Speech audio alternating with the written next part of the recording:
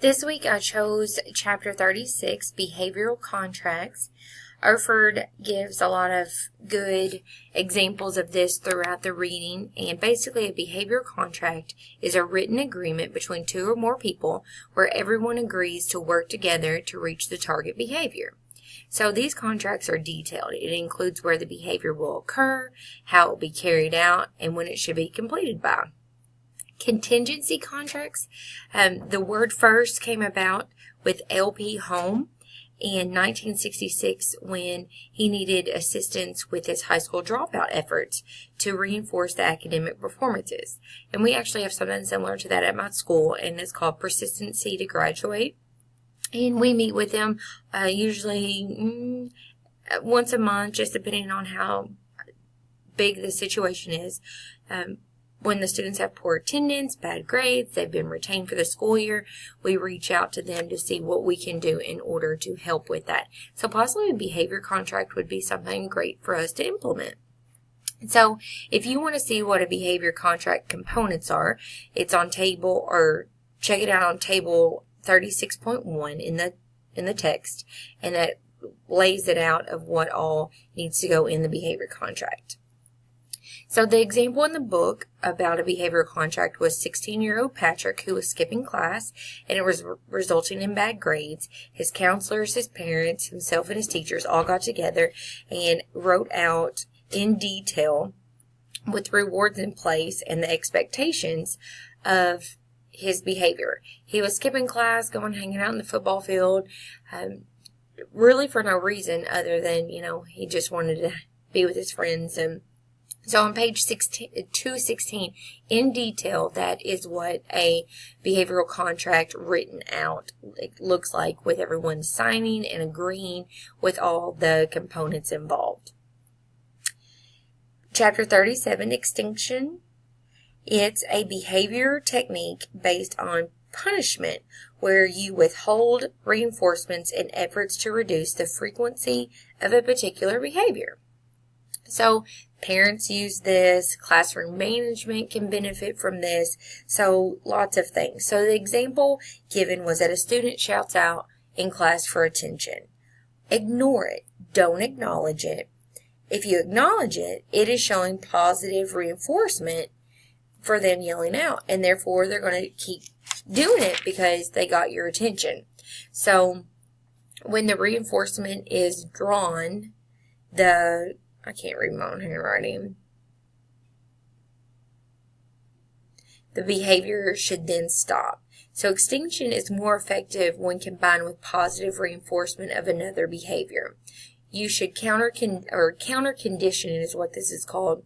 It's when you should strive to substitute in a more desirable behavior than the undesirable one. Extinction, that's a hard word. What word I'm talking about?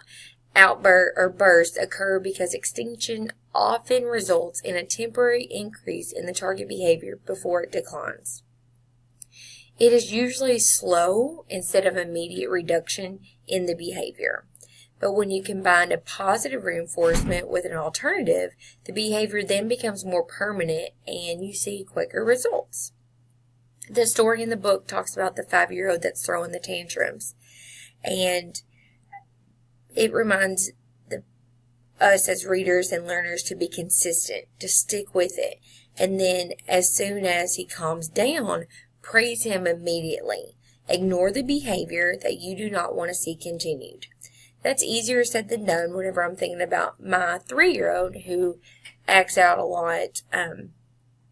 And I try different things, ignoring it. It just gets louder. Setting him to the side, doing timeout, different alternatives in there. So I definitely think that I want to try this technique out to see if that will help anything with him. The next one, Erford goes on in chapter 40 to talk about overcorrection. Fox and Ezrin, back in 1970s, this was a technique used to eliminate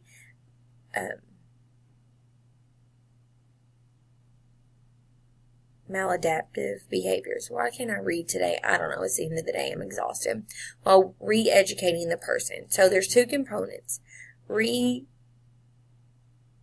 Resilience. What? Don't count me off, Dr. Brogan. I don't know these words. And positive practice. I probably need to get with it. So this R word requires the individual to restore the situation that has been disrupted to the same or even better condition than existed previously. And positive practice entails repeated practice of the appropriate behavior for the same situation. So, for example, the kid slams the door. The mom encourages the student, or the child, to say that they're sorry, and then have them practice properly opening and closing the door for maybe 10 times or up to 5 minutes. So, overly doing it, and that's where overcorrection comes from, is that you have them repeat the wanted behavior over and over. It can be viewed as a punishment, but it incorporates many variations of techniques like feedback and timeout and compliance training, extinction, and punishment. So they tell the story about how the kid has issues not putting his shoes where they're supposed to go. So he walks in the house, tosses his shoes to the side. Come back and please put your shoes in the correct spot so that nobody trips over them, and has them practice that. So maybe up to 10 times, and then they'll remember, hey, this is the right way to do it, or this is what happens. I have to go back and keep redoing it over and over. So I worked really hard trying to keep this video in the time limit. So I don't feel like it was as thorough, but, here it goes. So all of these techniques are very important to incorporate within my professional self, because of making sure that one way isn't going to work for every kid. You have to be able to adapt and to give options, and knowing different options like a behavioral contract or overcorrection. You have to be able to adjust with the child, because one thing isn't going to work for every kid. You might get lucky and it works for a couple, but it's not going to work for every kid that we come in contact with. So I feel like that is how I can incorporate that and why it's important. Thank you for listening, and have a great rest of the week.